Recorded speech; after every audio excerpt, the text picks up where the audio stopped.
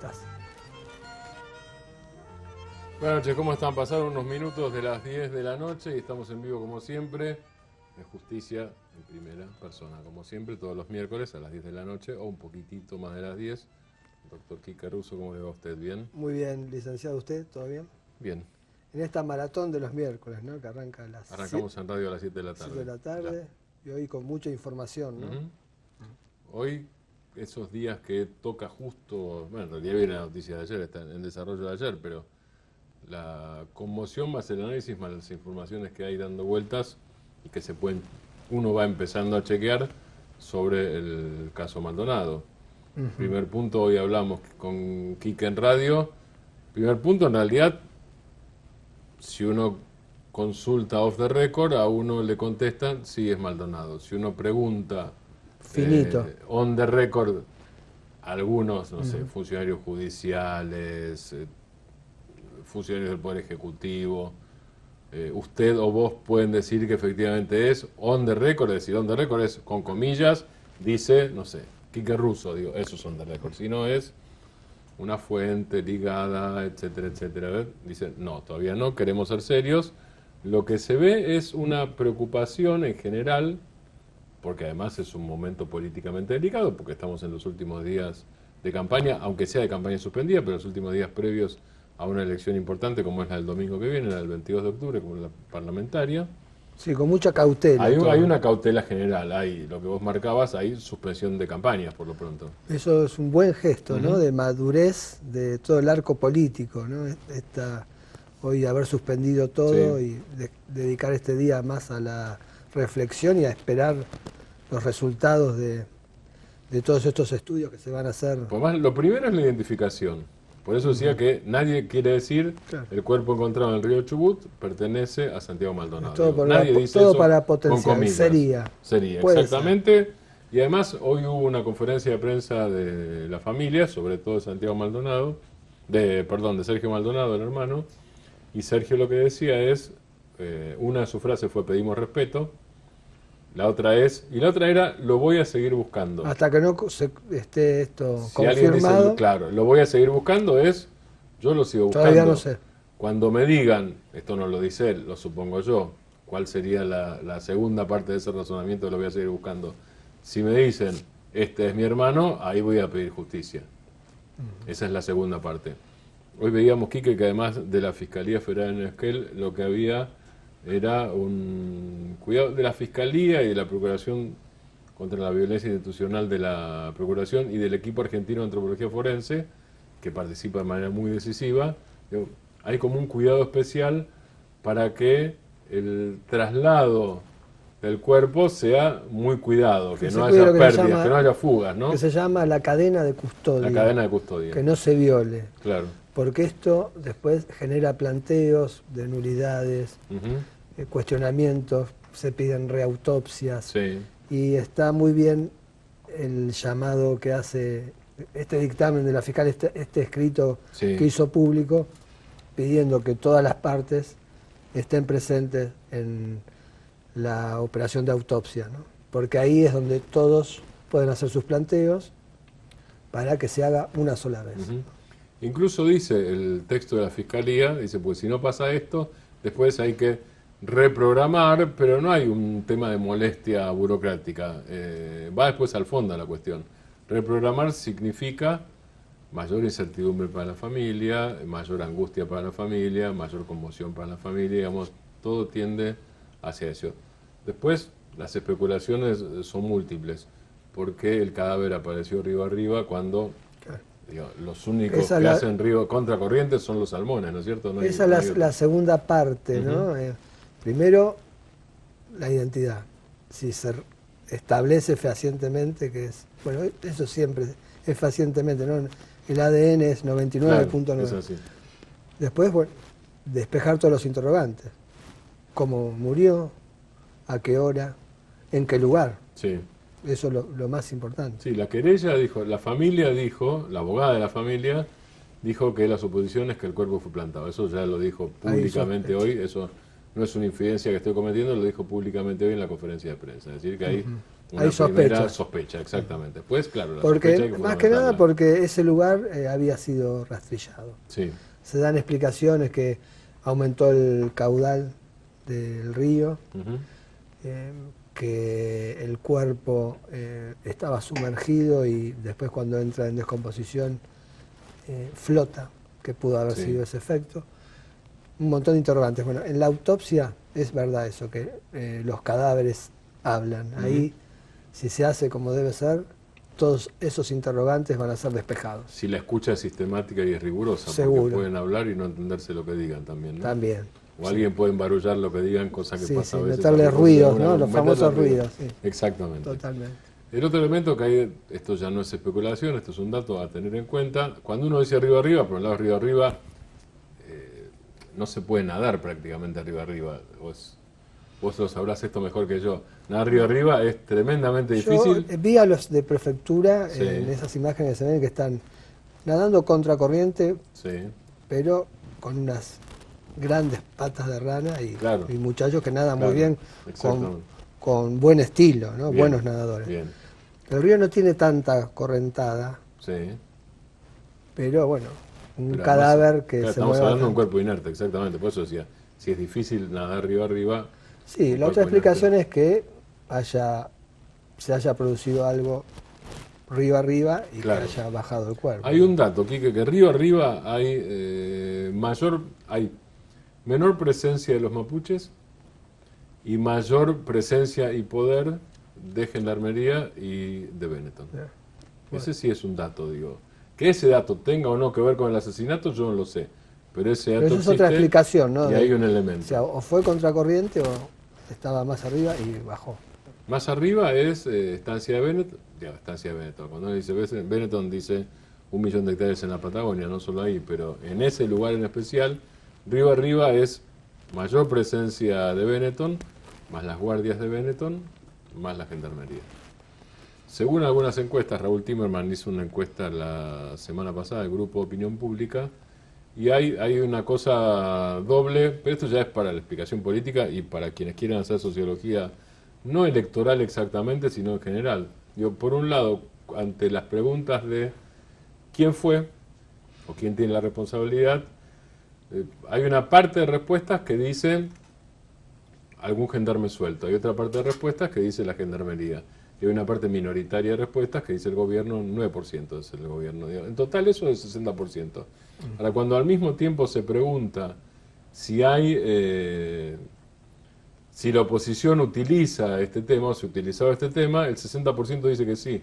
Ahora, 60 más 60 es 120. Con lo cual yo estoy contando esto porque no estoy diciendo que los cálculos estén mal hechos, sino que estoy hablando de la complejidad sociológica, política, como psicológica que tiene este tema. Las variantes que hay. Exactamente, pues 60 más 60 da 120. O sea que obviamente hay algunos que superponen las dos cosas y esas cosas son posibles.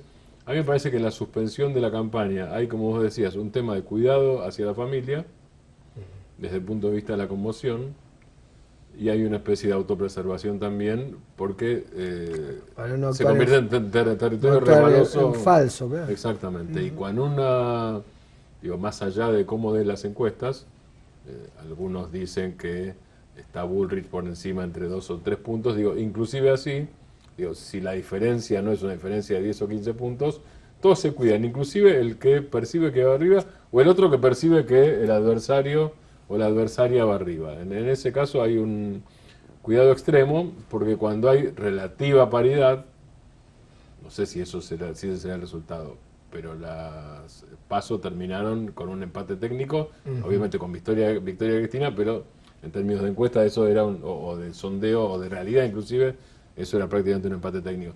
Si eso se da, si alguien gana por un voto, ganó. Esto es como el fútbol. Seguro. Si alguien gana por un voto, ganó.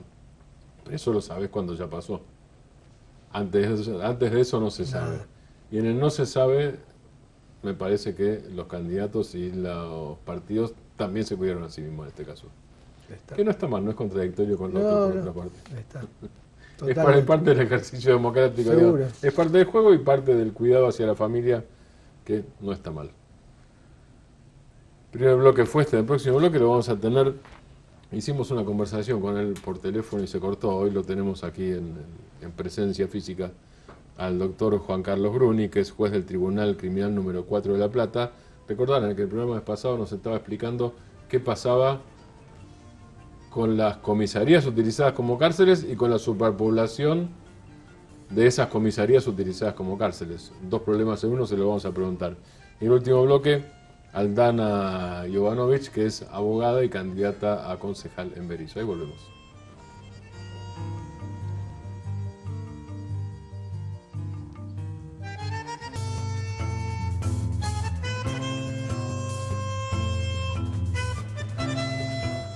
Estamos con el doctor Juan Carlos Bruni, como les decíamos, que es juez del Tribunal Criminal número 4 de La Plata. Buenas noches, gracias por estar acá. Esta vez en presencia, la otra vez fue por teléfono. Sí, se cortó la comunicación. Pero no importa, no nos contestaba las preguntas, doctor. Claro. Bueno, porque digo lo que quiero. O sea que no se cortaba la comunicación a propósito. Vi que había alguna dificultad con el sonido, pero bueno, a veces yo no me daba cuenta. Era difícil. Seguía hablando. Pero salió bien, salió muy bien igual. Hoy vamos a desarrollarlo. Antes de entrar en el tema, digo, todos tienen su impresión, pero los que tienen una impresión y tienen una experiencia en la justicia, ¿de cuántos años, Bruni? Más de 45. Más de 45, bien. Los que tienen más de 45 en la justicia... No quería decirlo porque me va a sacar la edad después. Genérico. Alguien la sacará, nosotros no, pero los que tienen más, esa experiencia no tienen solamente una impresión, sino una casuística que no les da una verdad exacta, pero por lo menos una cierta aproximación. Sí, hay un par de... ¿Qué elementos hay que tener en cuenta para aproximarse a esto? En este caso concreto que ustedes estaban, con el que abrieron el programa, había dos aspectos que uno es en realidad a raíz de un hobby mío, que es la pesca, que ya todo el mundo sabe que es una de mis pasiones. Y eso tiene relación con las características del río. Ese es un río sumamente caudaloso. El río Chubut. Es muy caudaloso. Y ha sido muy común, habría que ir a las estadísticas provinciales, de la cantidad de cuerpos humanos que han caído en ese río y han aparecido en el mar. Y en no mucho tiempo. ¿Que han caído en la zona? No sé si en esa zona, sé de zonas lejanas al mar, que han caído los cuerpos, la gente se ha ahogado y ha aparecido en el mar. Es sumamente caudaloso. Bien. Así que es una característica que hay que tener en cuenta para ver también o poder establecer eventualmente cuál puede haber sido atento a la velocidad del río que tenía en ese momento, porque también sufre de crecidas. Porque no era época de hielo todavía. Claro, entonces hay que ver las bajantes y las crecidas que tuvo en ese periodo. Ese es un dato importante a tener en cuenta porque es una característica muy particular. Bien. Y el segundo aspecto que me atrevo a comentarles es que me da mucha tranquilidad que entre el cuerpo de expertos y peritos y especialistas que van está el doctor Maldonado, de una reconocida trayectoria a nivel provincial, local, provincial y nacional. Es un experto, trabajó muchos años en la asesoría pericial departamental, ahora lo hace a nivel nacional e internacional. Y eso... sí, es consultado, ¿no? Es muy consultado y eso me da una tranquilidad que realmente no por desmedro de los demás, que seguramente serán personas muy capaces, pero en este caso Maldonado lo conozco personalmente y he visto personalmente los trabajos que ha hecho, lo cual me da una tranquilidad absoluta de que va a ser un trabajo que no va a tener ningún punto oscuro. Y además está el equipo argentino de antropología forense también. También. Yo lo que ocurre es que a Maldonado lo conozco, sé cómo trabaja y sé que los demás son muy buenos. Pero estando presente él a mí me da una tranquilidad absoluta. Y por experiencia de esos más de 5 años en la justicia de los que hablábamos recién. 40 por eso digo, de más de 5 años. Más de 5 años. Sí, bueno, es más Está de bien, 5. por eso, exactamente. Teniendo en cuenta esa experiencia. Y de los dos lados del mostrador. Sí, mitad y mitad más o menos. ¿Ah, sí? Sí. Bien. Teniendo en cuenta esa experiencia, ¿es común, como en este caso, que una Fiscalía Federal prepare el terreno para ya advirtiendo y pidiendo casi un compromiso público? Porque lo de hoy de hacer no sé si es más un comunicado que un dictamen inclusive, ¿no? Es decir, anuncia que el cuerpo va a venir para ser analizado en la Corte Suprema de Justicia de la Nación, por un lado, pide a las partes que trabajen simultáneamente, y además dice que si no hay ese trabajo simultáneo, después eso será engorroso, no usa esa palabra, pero queda claro que será engorroso y además que será malo para la familia. Digamos que hay como un compromiso público por un lado de la propia Fiscalía, como un pedido de compromiso público, yo por lo menos lo interpreto así, y no me suena usual eso. Sí, porque se plantea más que como un control del acto de autopsia, ¿no? Esa prueba irreproducible, ¿no? Claro. Y después también el trastorno familiar, que significaría una reautopsia, eso una reexhumación. Y ante un caso de semejante volumen y envergadura, creo que los organismos judiciales tienen que tomar todas las precauciones posibles. Creo que yo en el lugar de la fiscal hubiera hecho lo mismo. Garantizar de la forma más abierta de que todos tomen intervención en las tareas periciales, a los efectos de que no haya ningún, como reitero, ningún punto oscuro que el día de mañana puede ser atacable y la pericia eventualmente... Sí, además lo dice eso, lo dice. Porque después, sí, yo no lo leí, pero... después dice hay que reprogramar, reordenar, es decir, no solo dice lo deseable, sino que dice qué pasaría si eso deseable no se produjera. Por eso a mí me parecía que no era habitual. No es habitual, pero son precauciones que hay que tomar. Es un caso muy particular. No porque este tipo de situaciones se tomen a la ligera, de ninguna manera. Pero a veces cuando hay este tipo de trascendencia, uno tiene que tratar de que todos los intervinientes y todas las partes que tengan interés en el asunto puedan tomar vista de todo lo que se va haciendo en relación, en este caso, a un cuerpo del que todavía no sabemos de quién se trata. Identificarlo, oficialmente determinar la forma en que falleció, el lugar, etcétera, etcétera, son realmente puntos que son muy importantes por la trascendencia que tienen a posteriori, ¿no? Hay normalmente en estos casos, y después vamos al tema de las cárceles, ¿hay acuerdo en el diagnóstico en general o acuerdo en los datos o hay desacuerdo en los datos? ¿Qué se puede prever en un caso así? Más allá de las interpretaciones. Porque ciencia exacta no es. Los acuerdos, ciencia exacta no es. Pero en general, yo puedo decir que en general hay acuerdos, porque ya la ciencia ha avanzado a tal punto que es difícil que no haya acuerdos cuando hay instrumentos, mecanismos avanzados para establecer los distintos puntos de pericia que el juez le está requiriendo a los expertos. O sea, se ha mecanizado tanto eso, se ha instrumentalizado tanto poco margen de error. Hay poco margen de error. La data de la muerte. Sí, muy poco. O sea que por eso el pedido de la sincronía en el trabajo tiene mayor importancia todavía. Claro. Pues si el nivel de acuerdo es alto, como dicen ustedes, si el nivel de acuerdo es, digamos, si la posibilidad de desacuerdo es baja, vamos a ponerlo desde otro punto de vista, y el trabajo es sincrónico, no es que alguien llega después y mire y se reabre y además todo está usando la cadena de custodia, ¿es lo que vos decías? Sí, la cadena de custodia. Que no se corte la cadena de custodia. Y si eso no se cortó... Y es decisivo, esto es decisivo porque sabemos que el mismo cuerpo que fue hallado es sobre el que se va a trabajar. Claro. Entonces, esa sincronización... Que nadie alteró nada en el camino. Claro. Bien. Hay que evitar colocar en el camino cosas sospechosas. Claro. Y una de esas es preservar el cuerpo, que todo el mundo sea consciente y tenga pleno convencimiento de que lo que se va a analizar es el cuerpo que fue hallado. En fin, toda una serie de precauciones que nunca están de más.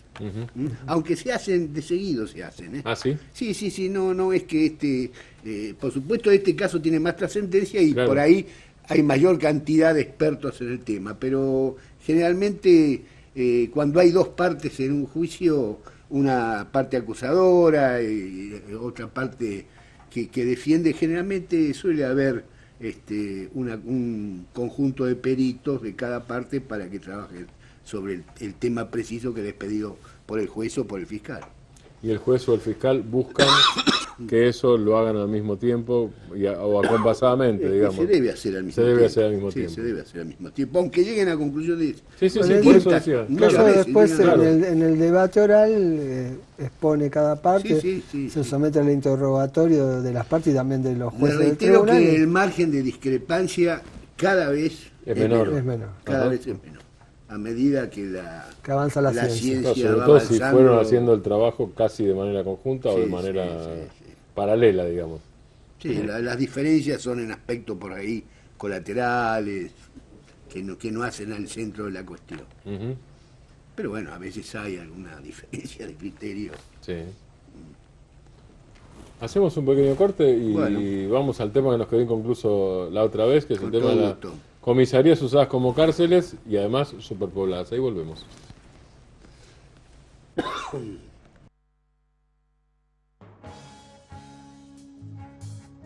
Y la costa atlántica, hay descuentos para los socios del Club El Día. Hágase socio llamando al teléfono 412-0123. 412-0123. Hacer el futuro es conectar la provincia con su capital, logrando que las entradas y las salidas de la ciudad por Ruta 11, Ruta 36 y la bajada de la autopista sean mucho más seguras y mucho más lindas. Trabajamos para que las cosas sucedan. La Plata, juntos en todo.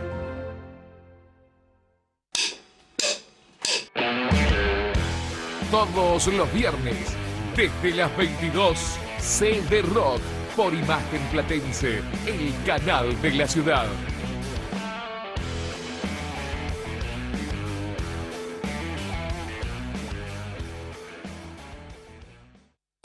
¿Busca auto o moto en La Plata? Todo el contenido del suplemento Vehículos de los viernes del diario El Día puede ser revisado foto por foto y página por página en www.eldia.com. Una experiencia que ya es un éxito.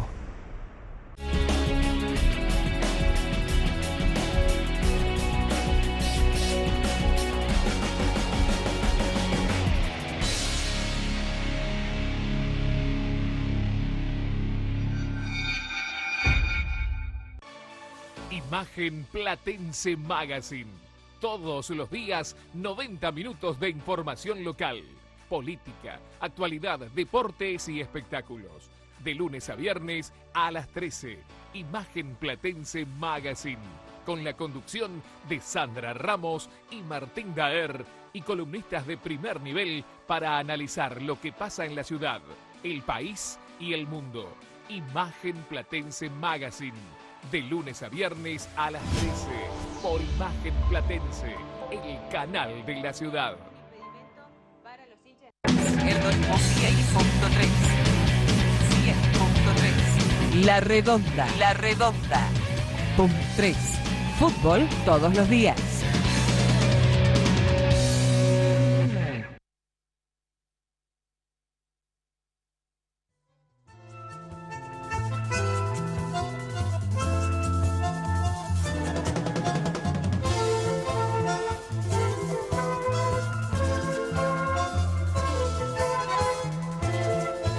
Segunda parte de la conversación con el juez del Tribunal Criminal número 4 de La Plata, Juan Carlos Bruni. En la primera aprovechamos tenerlo aquí para que nos dijera algunos elementos a tener en cuenta, por lo menos metodológicos, para analizar el caso Maldonado de aquí en adelante.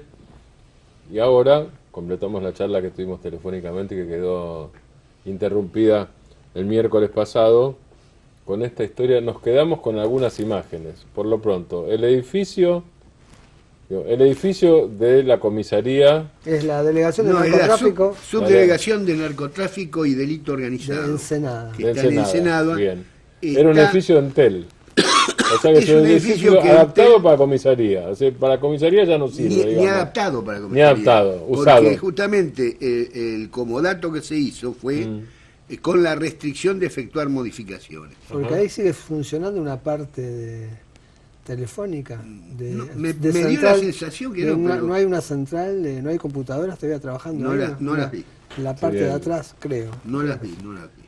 Vi la parte de ingreso, la parte de calabozos, el lugar donde los detenidos reciben a sus familiares.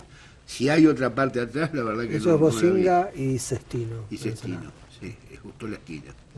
Pero bueno, tiene ese grave problema, no le permiten hacer modificaciones. Con lo cual yo entiendo lo que ha pasado con la pobre policía en este caso. Ellos reciben detenidos, sí, sobre todo en los delitos que tratan ellos, que es narcotráfico. Procedimientos que muchas veces se hacen extrajurisdicción, es decir, no en La Plata, sino que son procedimientos que terminan haciéndose en Lanús, en Avellaneda, etcétera. Hay que traer los detenidos acá. Segundo problema, bueno, el lugar, obviamente hubo que improvisar algún lugar donde la idea original supongo que habrá sido tenerlo algunas horas, porque la idea ¿cuál es? Las alcaidías que se crearon es para tener al detenido las primeras horas en la dependencia policial y una vez hechas las actuaciones, mandarlos a las alcaidías. Pero las alcaidías están rebosadas, están rebasadas de detenidos. Entonces, conclusión, las dependencias tienen que prestarse los calabozos entre ellas. Tercer problema, muchos calabozos. Perdón, es prestarse, que es como si fuera un clearing. Es decir, yo hoy tengo vacío, mandame para acá. Sí, pero va a ver con qué, bajo qué condiciones. Sí. Primero, hay muchas dependencias policiales que tienen sus calabozos clausurados, muchísimas, sí, más de lo que la gente cree. Uh-huh. Y un tercer problema que ese sí realmente me asombró y me preocupó, fue que a las personas de narcotráfico, al personal de narcotráfico, a las unidades de narcotráfico, las unidades de seguridad no le prestan los calabozos. Con lo cual, la gente de narcotráfico tiene acotada la capacidad de detenidos a los calabozos que puedan tener en sus dependencias, que son muchos menos que las comisarías. Entonces, ¿qué tuvieron necesidad de hacer en el Senado? Adaptar lo que era originalmente un baño de mujeres, imagínense el tamaño de mujeres de una dependencia de Antel, el tamaño que le estoy diciendo. Creo que no medía más de 2x3. Y para los hombres adaptaron un pasillo, al cual le pusieron una reja, y ese era el calabozo de mujeres. Un pasillo, no desconozco los términos constructivos, pero o las medidas constructivas, pero un pasillo 1,5 metros debe medir 1,5 metros de ancho, claro, y en este caso no medía más de 2 metros. Entre un colchón de plaza y media, justo. ¿Cuánta gente hay? En ese momento había 2. Ajá. En ese momento porque había personas que estaban en la fiscalía. Sí. En el calabozo de mujeres, sí, había 4 detenidas. ¿Ese de mujeres es un baño con una...? Es un baño al cual le anexaron una reja de puerta. Por supuesto, todos tirados en los colchones. Sí. Colchones tirados en el piso. Y los trans tenían un lugar especial también. Y los transgéneros, ese era el problema. Como no lo podían poner en el calabozo, en el diminuto calabozo de hombres, ni en el diminuto calabozo de mujeres, entre los dos calabozos, que hay una distancia de 3 metros, ahí ponían sillas, esas típicas sillas de jardín. De plástico. De plástico, y ahí los sentaban. En ese momento creo que había 4 y una mujer embarazada, 5. Pero a esas 4 personas y a esa mujer embarazada había que cuidarla. Entonces, detrás de cada uno de ellos había un personal de la dependencia. 10. La dependencia tiene 20 personas operativas. Uh-huh. Tiene después, creo que otras tantas administrativas, pero operativas son 20. Y para cuidar a detenidos necesita gente operativa. O sea que a las 20 que había, réstele ya 5 personas para cuidar a esas 5 personas que estaban fuera de los calabozos. Y que a la noche, para poder dormir, les tiraban 5 colchones, con otros 5 personas que los cuidaban. ¿Los 5 colchones ahí no caben? Cabían, sí. O sea, lo que no cabían, caber, claro, estamos hablando afuera de los calabozos. Afuera de los calabozos. Entre los dos calabozos hay un pequeño lugar, un pequeño hall, en el cual entraban exactamente 5 sillas, 5 colchones. Por la noche ponían los colchones. A la noche los colchones y de día estaban cómodamente instaladas en sillas de jardines. Con lo cual trae un segundo problema. El personal que se afecta a la custodia de los detenidos se desafecta de su tarea específica. De la calle. Que es la calle. Con lo cual le quedaban 15 personas operativas. Pero en esas 15 personas operativas siempre hay que tener en cuenta que hay personas que están en licencia, por maternidad, por enfermedad, en fin, por distintas... Siempre hay un déficit de entre 20 y 30% más. Así que, en definitiva, para trabajar todo lo que es narcotráfico en la zona, había 10 personas. O sea que eso es problema para la policía, problema para el área de narcotráfico. Problemas para los administrativos y para el funcionamiento general. Claro. Recuerdo de la conversación que tuvimos la telefónica la última vez que esa gente no está 1 o 2 días sino más tiempo porque había problemas en llevar la comida. Claro, es que para llevar la comida durante mucho tiempo. Los familiares la comida. Claro, lo llevan generalmente en una comisaría local, los familiares llevan la comida. Pero acá les recuerdo que la gente hacía operativos que eran lejanos a La Plata, se hacían en Avellaneda, en Junín, en Lanús, en fin. ¿Cómo venían esos familiares todos los días, al mediodía de la noche, a traerles las comidas? Bueno, la buena voluntad... No, visitas 1 o 2 veces por semana. Una vez por semana tenían. Y las visitas eran en un local de 3x2, que era el lugar donde se diagramaban los procedimientos. ¿La persona que llevaba más tiempo llevaba cuánto aquí? La que llevaba más tiempo, creo, un mes creo que llevaba. Un mes. Sí, para la fecha que fuimos nosotros. ¿Y cuánto debería estar una persona en comisaría? No, en comisaría tiene que estar hasta que tenga prisión preventiva. Después tiene que pasar al servicio penitenciario. 15 días. No, normalmente puede 15, extenderse 30 de prórroga. Por la prórroga. Máximo. Pero ¿qué ocurre? El servicio penitenciario no tiene lugar para alojarlos en las alcaldías. Las alcaldías son los lugares específicos para tener a las personas detenidas después de que tienen preventiva. Sí, firme la preventiva, porque está el recurso de la Cámara. Lo que ocurre es que a veces no está firme y hay veces que ante la carencia de unidades penitenciarias que tengan a procesados, los continúan dejando en las alcaldías. Entonces, esto es una carrera sin fin y un ir y venir del que no vamos a salir jamás hasta que no solucionemos el problema de los alojamientos de los detenidos. No los podemos tener. Los detenidos, más allá de lo que hayan hecho, son seres humanos, merecen un trato humano. Y realmente el trato que tenía en este caso la gente era inhumano. Pero aparte, uno después con las cosas va descubriendo otras.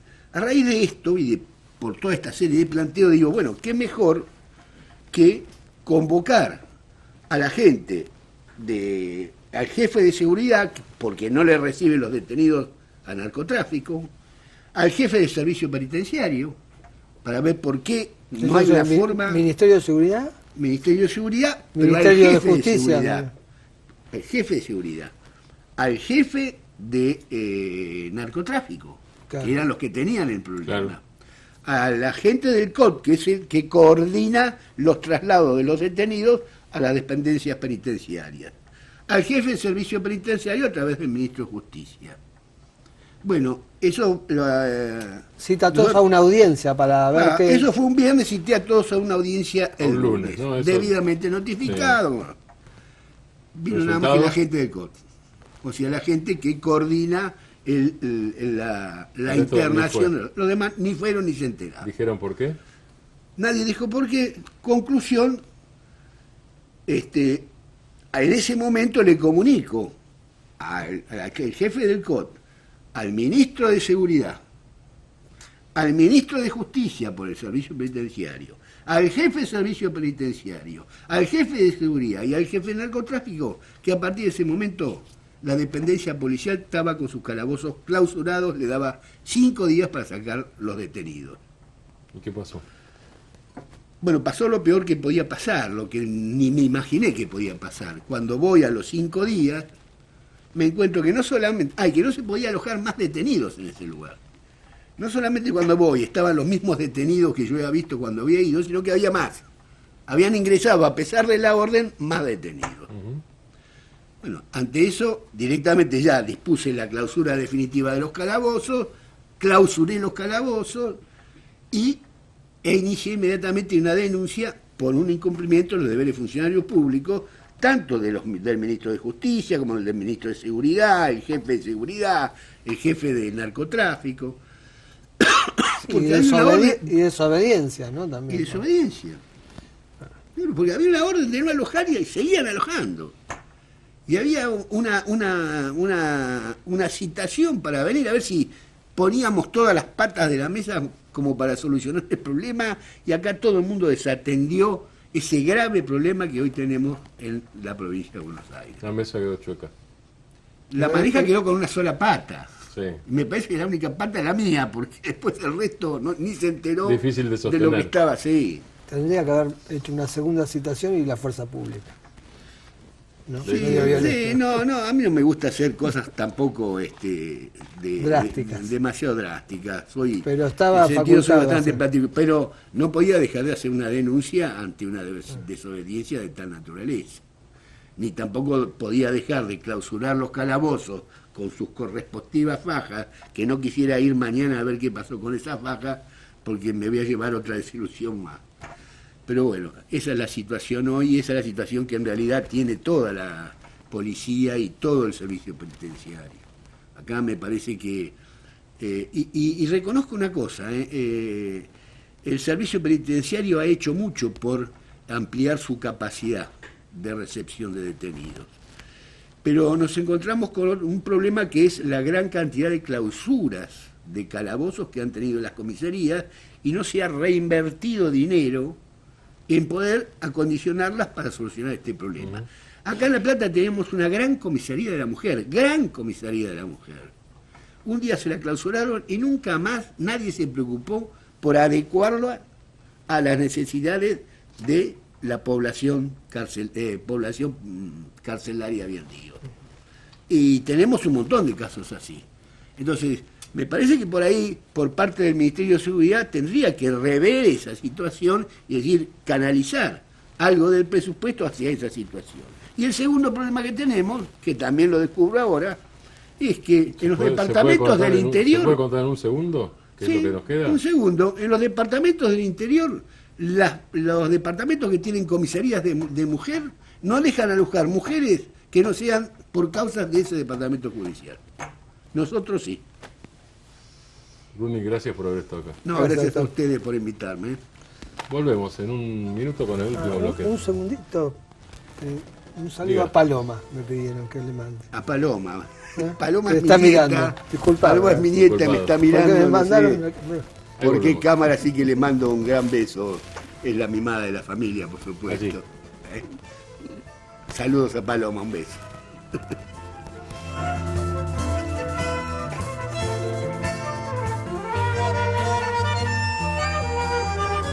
Último bloque de Justicia en Primera Persona con Aldana Jovanovic. ¿Es Jovanovic o Jovanovic? Jovanovic. Jovanovic. Hijo de Juan.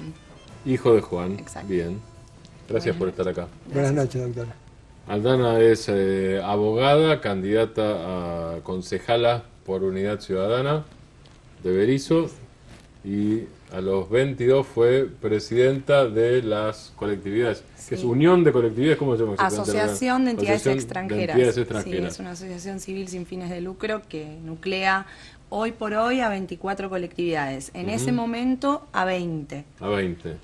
Hace 10 años ya.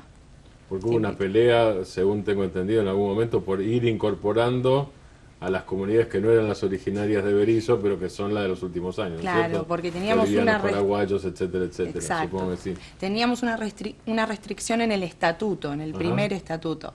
El segundo, que es el que se modificó y que me otorgó la presidencia a mí. O sea, yo soy la primer presidenta, mujer, en 30 años de institución. Hoy ya vamos por 40 años. De una de las instituciones más antiguas de Berisso, y el primer estatuto estaba basado a la primera ola inmigratoria. El segundo ya permite la apertura a la inmigración latinoamericana, entonces se incorporan nuevas colectividades estos últimos años. Aparte de Jovanovic tenés otras cosas, digo, o de Russo o Granovsky, digo, tenés otros apellidos. Tengo 4 descendencias, bien argentina, digo, italiana, española, de la ex Yugoslavia, hoy actual Montenegro, y sirio-libanesa, Argentina. Argentina. Y ustedes tienen en Berisso una oficina de asesoramiento jurídico gratuito, ¿no? Exacto. ¿En qué consiste? Bueno, abrimos hace poco tiempo, fue una idea que planteamos desde un espacio político, pero ante una falencia institucional muy grande en lo que es el asesoramiento jurídico a la mujer. Hoy por hoy la mayor causas que nos llegan o la problemática mayor es la violencia de género, pero atendemos en general la problemática de la mujer en su totalidad, problemas relacionados con alimentos y demás, las cuestiones familiares, pero sobre todo lo que más llega es violencia de género porque hay una falencia institucional muy grande municipal y bueno, creo que estamos recién ahora empezando a avanzar a nivel nacional, a nivel provincial con la problemática, ¿no? Se conocen los datos hace muy poco tiempo, hace 2 años que se comenzaron a conocer datos oficiales y eso nos permite la investigación y también divulgar y colaborar con las políticas públicas, que es lo que necesitamos. ¿Y asesoramiento al DANA es defensa también? En algunos casos sí, en algunos casos sí. ¿Y si no, qué hacen? ¿Derivan hacia diferentes tipos de defensa? Sí, generalmente por ahí llegamos hasta el área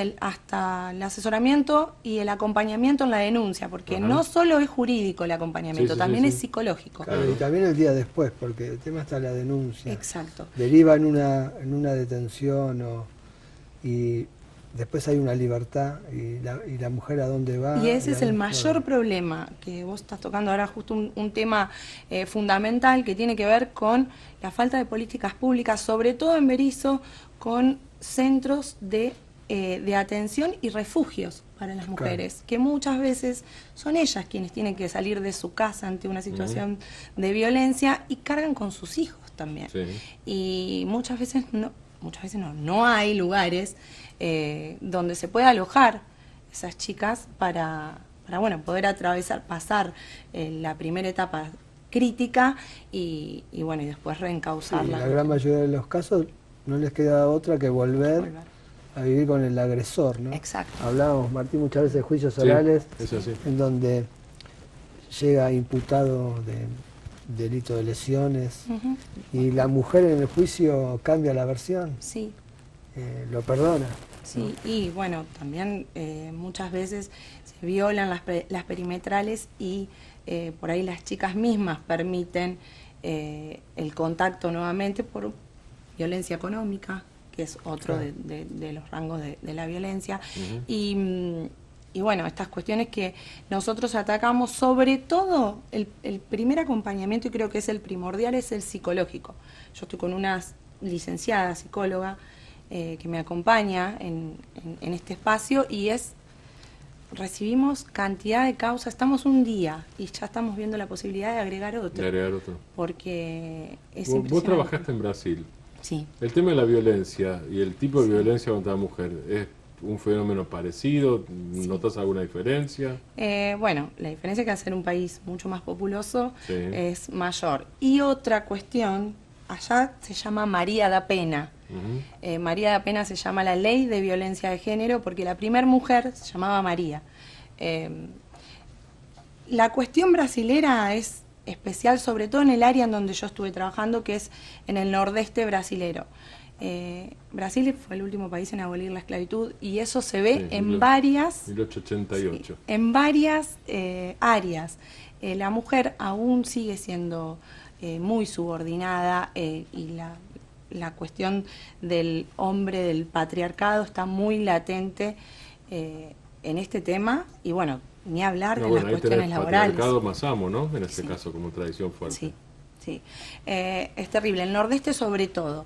Y bueno, ahí se ve, hay muchísimos casos y es muy similar acá también a Argentina con la cantidad que es mucho más, y bueno, esta particularidad que por lo menos acá en las grandes urbes todavía Argentina es como que tiene esa cuestión del feminismo, del ni una menos que bueno, colaboró muchísimo con el avance en estas cuestiones. A partir de la marcha de Ni Una Menos del 2015 fue que la Corte de la Nación comenzó a... Sí, que se lograron reformas al Código Penal. Tal cual. Y sobre todo los datos oficiales, que es muy importante para poder trabajar. Y no existían. Se recababan a través de ONGs, a través de la Fiscalía, de los diarios, pero se necesitaba en los diarios aparece lo que llega, obviamente, no aparece todo, no es exhaustivo eso. ¿Aumentó la denuncia desde que hubo este cambio de clima? Sí. ¿Pero sabés si aumentó o bajó la violencia o no puedo saberlo eso? A ver, las estadísticas lo que marcan es justamente esto, que hay más denuncias, pero que también hay un incremento en la violencia, o sea, en los femicidios, y hay un dato que muy particular en cuanto a la región, que por ejemplo en el departamento judicial, en todo lo que es Buenos Aires, el tercer departamento judicial con más casos es La Plata. O sea, está primero Quilmes, Lomas de Zamora y nosotros. ¿Y por qué? ¿Tenés alguna idea, hipótesis? Yo quiero creer que en un principio lo relacionábamos por las grandes urbes, por ahí, pero estamos todavía en materia de investigación el Departamento Judicial La Plata, La Plata, es el tercero. Pero es La Plata, Berisso, Ensenada... Claro, Departamento Judicial, todo lo que comprende el Departamento Judicial. Bransen, todo. La verdad que es un dato alarmante, ¿no? Como para tener en cuenta, como para realizar sobre todo políticas públicas que tengan que ver con la prevención. Creo que acá la base es la prevención, es conocer los datos, poder investigarlos, buscarlos, porque estamos recién ahora estamos avanzando un poquitito, hace 2 años, muy poco tiempo, estamos en pañales todavía con el tema y tenemos que continuar, y en eso el rol institucional me parece que es fundamental, no solo el rol de la justicia, sino también el rol político, ¿no? Que haya decisiones políticas concretas para poder avanzar en estos temas. Por ejemplo, perdón. No, dale. Berisso, por ejemplo, no tiene fiscalía especializada en violencia de género. Depende todo de la UFI 13 que se creó también en el 2015 de la La Plata. Mariana Rufino. Entonces, bueno, esas cuestiones que tenemos que continuar avanzando, lo mismo que en las escuelas. ¿Y no hay fiscalía descentralizada en Berisso de ningún...? Sí, hay descentralizada, pero no específica. No en materia... Y hay muchísimos casos. Las chicas y las oficinas municipales no funcionan. Es una realidad. Las directoras no tienen, hay 2 direcciones y no tienen un apoyo psicológico. Imagínate, nosotros desde un espacio político brindamos apoyo psicológico a las chicas. Es muy acotado lo que se brinda de forma institucional. Sí, después falta también la conexión con el Tribunal de Familia, porque ahí en la causa penal lo que sigue es la intervención del Tribunal de Familia para que actúe, cite a las partes, régimen de visita, alimentos, todo concatenado, ¿no? Exacto. Eso a veces falta, ¿no? Falta, porque esa vendría a ser una segunda etapa, después que digamos que apagamos el incendio, que cesa la violencia, que viene la segunda etapa. Bueno, y ahora hay que establecer una cuestión en cuanto a los alimentos, las visitas y bueno, ¿Qué hacen los terceros? ¿Aldana a los vecinos, por ejemplo? Ante estas cuestiones. Y ustedes alientan a que, no digo a que se metan porque nadie tiene por qué meterse en la vida privada del otro, pero si escuchás, ¿qué haces? ¿Qué debes hacer? Y sí, denunciar. Cualquiera puede denunciar estas cuestiones, ¿no? Y sobre todo para evitar la complicidad. Durante años fuimos un Estado ausente en esta materia. Creo que eso también parte de cada miembro de la sociedad. Me parece que comprometerse con estas cuestiones tiene que ver con un crecimiento como sociedad. Me parece que eso es lo fundamental. Por eso la concientización y la educación sobre estos temas es primordial, es la base para poder avanzar. Cuando se sabe que un tercero puede llegar a meterse o denunciar, ¿eso funciona de manera preventiva? ¿En tu experiencia o en la experiencia de ustedes? Sí. No digo que eso solo resuelva, porque yo soy de todo. No, sí. No estoy diciendo eso. Supongo que cada cosa puede tener, así como te pregunto esto, 100 costados distintos de esto, ¿no? Es algo más. Generalmente, por ejemplo, a nosotros nos llegan muchos casos que a través de las escuelas, el gabinete, por ejemplo, es el que lleva la problemática porque el chico la lleva a la escuela. El niño lleva a la escuela la problemática de violencia que está sufriendo en la casa, violencia familiar, y terminamos atendiendo a la mamá, las hermanas. O sea que se termina siendo un espacio más amplio, que no es solo de la mujer, sino de toda la problemática que conlleva la violencia familiar, que afecta a los niños y bueno, y vulnera derechos no solo de la mujer, sino también de la niñez. Gracias por estar acá esta noche. Gracias a ustedes por invitarme. Gracias, Sandra. Muchas gracias. Nos vamos. ¿Qué? Hasta el miércoles que viene. Miércoles que viene a las 7 en la radio y a las 10 de la noche acá en la tele de nuevo, las dos Justicia en Primera Persona en vivo. Chao, gracias, buenas noches. Buenas noches.